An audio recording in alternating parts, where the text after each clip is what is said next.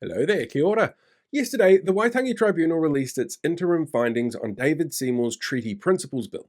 And if they weren't a judiciary body that has to be all formal and professional, it would have been a much shorter version that pretty much read what the actual fuck this is. Fuck this shit.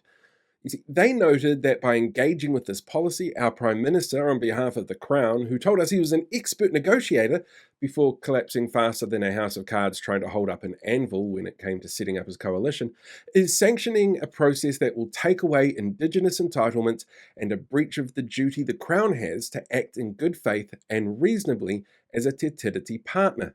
They actually made 4 recommendations. The first, well, that was to take the bill and cast it into the fire!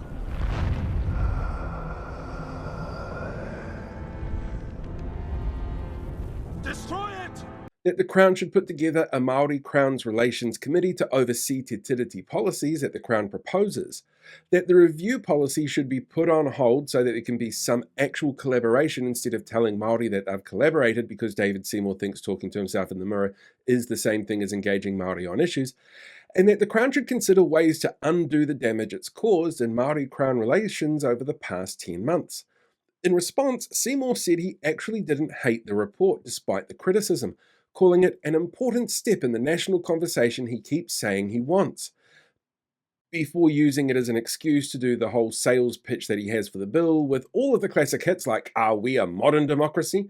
Are these the fundamentals of democracy?" And many of the worst events in history came from treating humans based on their membership of certain groups. By the way, the poors on benefits have to be told how to spend their money, and those poor people should miss out on any help if they have too many children. And the Prime Minister said, "Sorry, I can't hear you. Look at me, I'm in Australia. Look, they have koalas." And infrastructure being built is over here. We should totally be bipartisan on infrastructure at home, but only the infrastructure I think we should have. After all, we did cancel things like light rail to Auckland CBD, the Harbour Bridge crossing, work on new dam projects, and ferry upgrades. Oh, look, a kangaroo! The fact is that sadly the Waitangi Tribunal can make as many well-reasoned, well-researched, well-articulated observations and claims that it wants. This government will not listen to expert advice if it goes against what they feel and the vibes they get, or if it'll upset any of their coalition partners in any way. They've shown this time and again, time after time. But who needs experts when you live in a world where you get to ignore reality and lord it over the rest of us every day?